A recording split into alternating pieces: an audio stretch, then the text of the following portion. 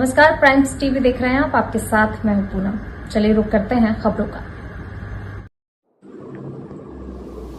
मुस्लिम समाज के लोगों ने गाजियाबाद स्थित डासना मंदिर के महंत यती नरसिंहानंद पैगंबर साहब के खिलाफ अपमानजनक टिप्पणी करने पर रोष जताया। उन्होंने महंत की गिरफ्तारी की मांग को लेकर राष्ट्रपति के नाम खरगोन एसडीएम को ज्ञापन सौंपकर ऐसी बयानबाजी पर रोक लगाने के साथ ही सख्त कार्रवाई की मांग की।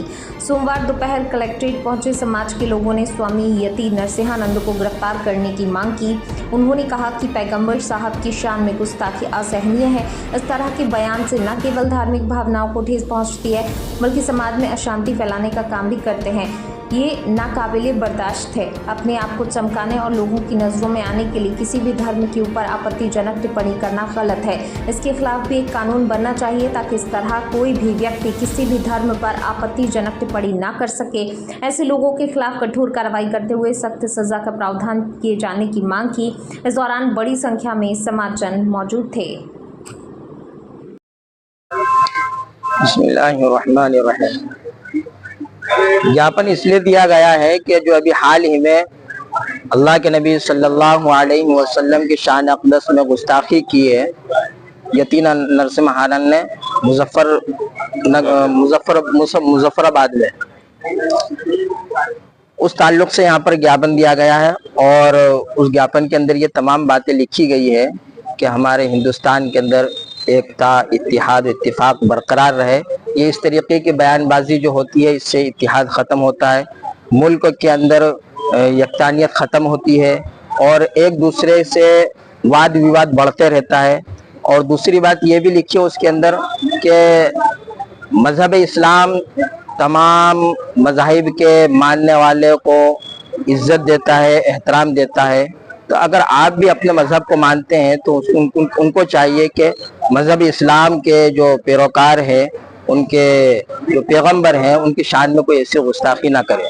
तीसरी बात यह है कि मुल्क के अंदर ऐसा कानून बनना चाहिए कि जो भी किसी भी मज़हब के मानने वालों को और किसी भी मज़हब के जो पैरोकार हैं उनकी शान में अगर कोई गुस्ताखी करता है तो उसको सख्त से सख्त सजा दी जाए। ऐसा कानून बनना चाहिए ताकि आइंदा कोई इस तरीके की बदतमीजी, मुखालफत और इस तरीके से तशद्दुद वाला अल्फाज इस्तेमाल ना करें।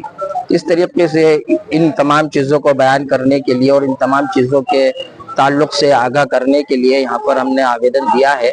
और कलेक्टर साहब को हमारे जमात के सेक्रेटरी एडवोकेट फिरोज साहब ने और इसी तरीके से जमात के सदर, खजांची और जमात के जिम्मेदारान, मेंबरान हजरात, मुदर्रिसीन हजरात, शहर के उलमा और शहर के और दूसरे और भी जिम्मेदार हैं, इन तमाम का आना यहाँ पर इसी मकसद से हुआ है। मोहम्मद तारिक मज़ाहिरी। वालेकुम रहमतुल्लाहि व बरकातुहू। बिस्मिल्लाहिर्रहमानिर्रहीम। जैसा कि मुल्क का माहौल चल रहा है और जिसका दिल चाहता है, जब दिल चाहता है, हमारे नबी सल्लल्लाहु अलैहि वसल्लम की शान में गुस्ताखियाँ कर रहा है और शासन प्रशासन इसकी तरफ तवज्जो नहीं दे रही है।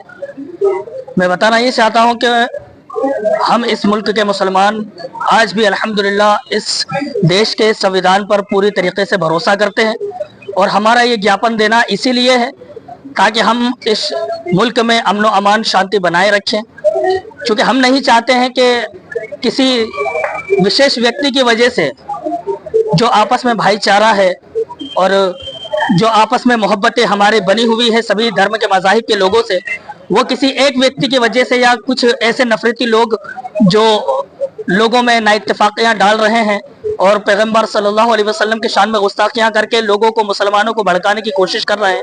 हमने कलेक्टर साहब को इस ज्ञापन के सबब थ्रू हमने ये बताने की कोशिश की है कि इस मुल्क का मुसलमान आज भी संविधान पर पूरी तौर से भरोसा करता है।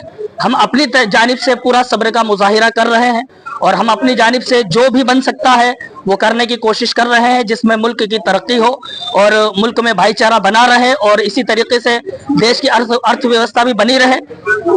हम इस कानून व्यवस्था से और कलेक्टर साहब के थ्रू राष्ट्रपति जी से यही उम्मीद करते हैं कि आइंदा दोबारा इस तरीके के विवादित बयानात किसी भी स्टेज से ना हो और जो हम मुसलमानों की भावनाओं को ठेस पहुंचाई गई है इस तरीके से दोबारा कभी किसी मंच से ये कोशिश कोई ना कर सके, इसके लिए एक सख्त कानून बनाना चाहिए जिससे कोई और व्यक्ति किसी भी मंच से खड़े होकर हमारे नबी सल्लल्लाहु अलैहि वसल्लम के शान में या किसी भी धर्म के धर्म गुरु या जो लोग काबिले एहतराम हैं उनके बारे में कभी कोई ऐसी टिप्पणी ना करे जिससे किसी की भावनाएं जो है आहत हो।